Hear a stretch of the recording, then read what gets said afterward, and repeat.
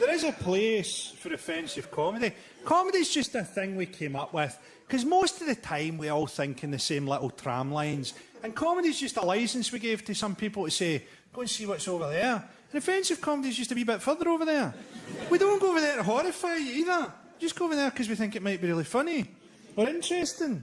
Could be important. I'll give you an example. Look at something we'd all feel the same about. Something we all think is a good thing, like cancer research. Someone will come up to you and go, I'm running a marathon. My friend died from cancer. It's what he would have wanted. You sure? I think he'd rather be alive.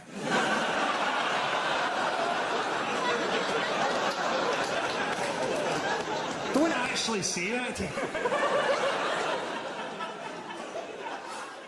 Let's actually go further out. Let's pick something we couldn't possibly disagree on. What about that wee guy that raised all the money for cancer research? He had cancer himself, raised millions of pounds, so we all think the same. We all think that's heroic. Let's try and look at it another way. Cancer research gets done on animals. That wee guy was the fucking rabbit Hitler. We've been doing cancer research for decades. We've spent hundreds of millions of pounds. Maybe we should stop. Maybe we should stop and use the money to build a giant water slide park for people with cancer. A giant water slide park the size of a fucking city, and you only get in if you've got cancer. And on diagnosis day, the doctor will say, well, I've got good news and bad news. The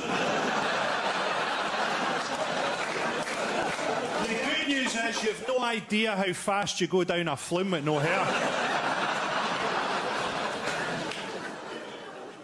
See, this is why I need to stop doing comedy. You can't even tell jokes about things that you don't think anymore.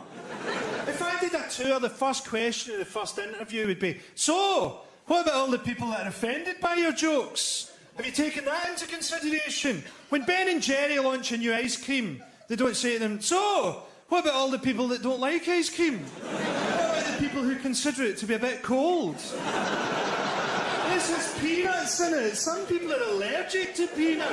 Put the fucking spoon down, you cunt!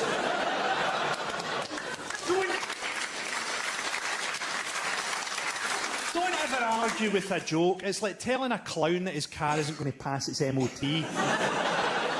I can't write jokes for the average person. The average person is fucking Chinese.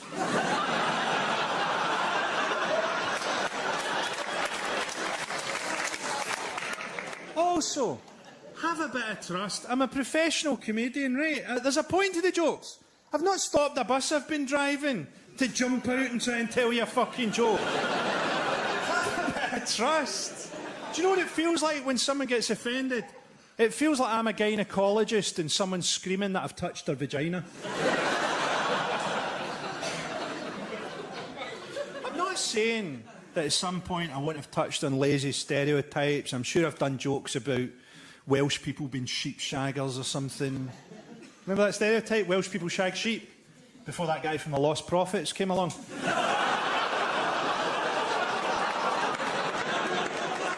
Don't worry, everybody. They won't be calling us sheep shaggers much longer. I'm going to clear this misconception up. People get really offended by jokes on social media, eh? Even if it's just a wee light-hearted joke about Michael Schumacher going into a coma or something. I gradually worked out people are offended because they don't understand the jokes. I grew up thinking that turning something into a joke was a way of explaining it to people.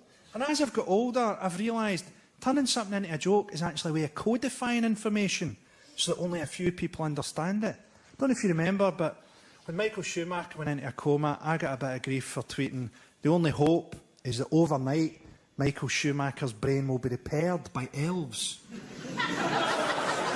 So there's actually a very light-hearted elves in the shoemaker.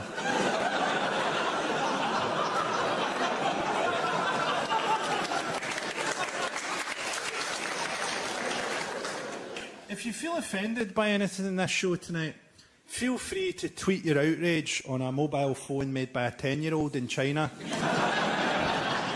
Because that's what Santa Claus does the other 364 days a year. He flies around the world, apologising to all the children that actually have to make the presents. Sorry about that, Woling Ho. Still, tea break's over. Back to work, son.